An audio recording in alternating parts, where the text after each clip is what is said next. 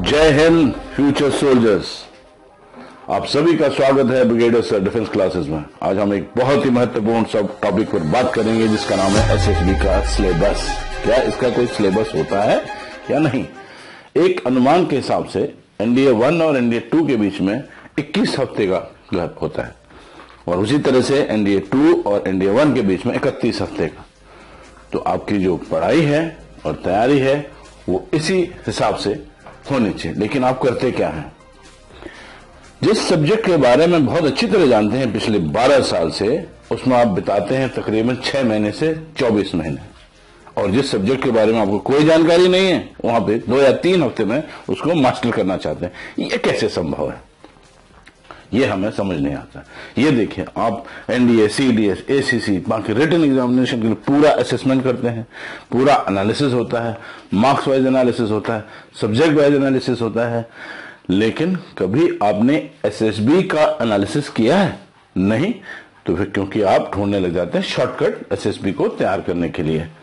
जब आप ऐसा करते हैं क्योंकि आपने लिखित परीक्षा में सीखा था और शायद आप उसको करके कामयाब हो गए हैं, तब आपके लिए एम्बुश में बैठे होते हैं कई कोचिंग इंस्टीट्यूट जो आपको दावा करते हैं कि भाई हम आपको 14 या 21 दिन में सब कुछ सिखा देंगे, और सिखाने के नाम पर आपको क्या करते हैं? वो आपको देते हैं मुखौटा जो आपकी पर्सनालिटी से एकदम मेल नहीं खाता।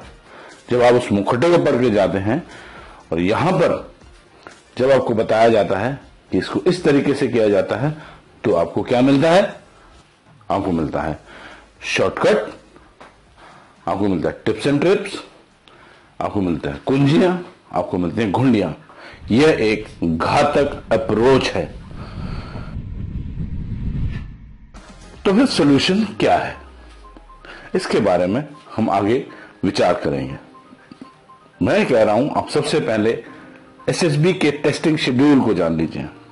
यह एक बहुत ही सुचारू और सही और सटीक और टाइम टेस्टेड तरीका है जिसमें 17 करीब टेस्ट या एक्टिविटीज होती हैं उन 5 दिनों के दौरान। सबसे पहले स्टेज 1 जो सबसे बड़ा महत्वपूर्ण हिस्सा है, जिसमें आपका OIR और PPNDT होता है। जब आप इसको पार करते हैं तब आप स्टेज 2 में आते हैं। तो अगले 4 दिन के लिए आप किसी भी एसएसबी सेंटर में रहते हैं और वहां पर आपके बाकी डिटेल टेस्ट होते हैं जो साइकोलॉजिस्ट, इंटरव्यूइंग ऑफिसर और GTO आपको लेते हैं।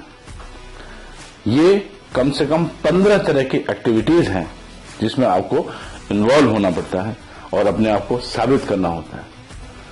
तो कहने का मतलब ये है कि ये एक आपका टेस्ट ऑफ पर्सनालिटी है, आपकी साइकोलॉजी का टेस्ट है। यदि आप उसमें सक्षम होते हैं, अपने आप को प्रस्तुत कर पाते हैं उस हिसाब से इन टेस्टेड ऑफिसर्स के सामने, तो आप एक कामयाब और रिकमेंडेड कैंडिडेट होंगे। आखिर इतना डिटेल में ये एसएसबी टेस्ट होता क्यों है? क्यों नहीं रिटन की तरह एक सिंपल टेस्ट हो जाता और उसको हो जाता? जैसे मैंने बोला, ये टेस्ट ऑफ साइकोलॉजी है और टेस्ट ऑफ पर्सनालिटी है। तो यहां पे 3 स्टेज ऑफ वैलिडेशन है, मनसा, वाचा और कर्मणा, जो कि साइकोलॉजिस्ट, IO और GTO द्वारा लिए जाते हैं। फिर यह सवाल आता है कि इस सिस्टम को अपनाया क्यों गया है? मैं आपको बहुत ही आसान तरीके से समझाता हूं।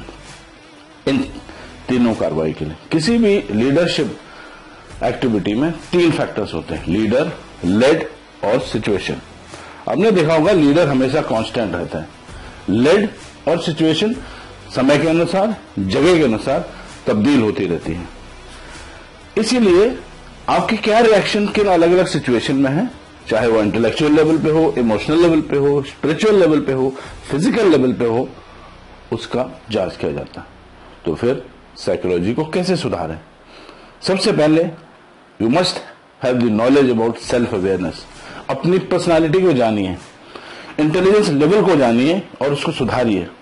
अपने बिहेवियर को पहचानिए, अपने आप को पढ़िए, अपनी नजर से, दूसरों की नजर से। और फिर एक सवाल आता है OLQ, या जिसे मैं लीडर लाइक क्वालिटीज भी कहता हूं। आखिर ये OLQ है क्या? आपको इसमें ज्यादा चिंतित होने की जरूरत नहीं, क्योंकि मेरा मानना है कि आप सब में ये OLQs हैं। कितनी मात्रा में है ये आपको असेस करना पड़ेगा, जो कि अलग अलग फैक्टर्स में बांटा जाता है, फैक्टर 1 to 4। इसके बारे में हम डिटेल में दोबारा एक वीडियो लेकर आएंगे और उसके बारे में हम बहुत बेहतर तरीके से आपको बता पाएंगे डिटेल में। ये उसके सब फैक्टर्स हैं जिनको कैसे बेहतर किया जा सकता है, जिसको कैसे पहचाना जाता है। रादर इस तरह के टेस्ट के लिए कि मैं OLQ जाहिर करूं, आप ये समझते कि आपके अंदर OLQ है कि मैं इनको कैसे पेश कर सकता हूं, वो ज्यादा जरूरी है बनस्पत इसके जानने के कि मैं इसके लिए कैसे तैयार करूं। जैसे मैंने बताया, एक सर्विस सिलेक्शन बोर्ड में 3 असेसर हैं जिनके सामने आप अपनी पर्सनालिटी खोल के रख देते हो। आप नहीं खोलते हो, वो अपने तरीके से खुलवा लेते हैं, जो साइकोलॉजिस्ट, रिव्यूइंग ऑफिसर और GTO। तो मुझे बताइए, कोचिंग इंस्टीट्यूट में कैसे एक ही बंदा आपको इन तीनों के बारे में बता सकता है या मेंटोर कर सकता है? कोचिंग करके जाओगे तो फंसोगे और पकड़े जाओगे।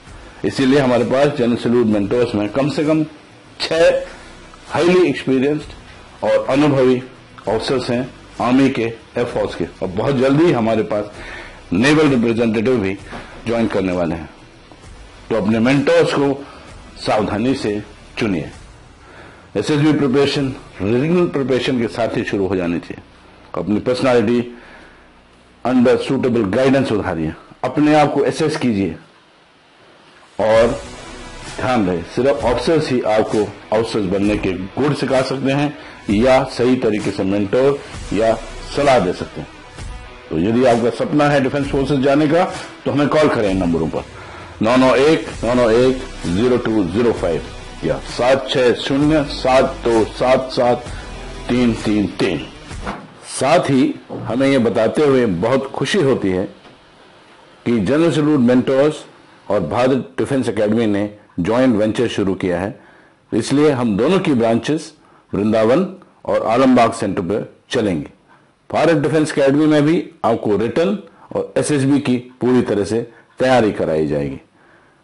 उस सेंटर को कांटेक्ट करने के लिए आपके नंबर है 8400303580 या 8400303687।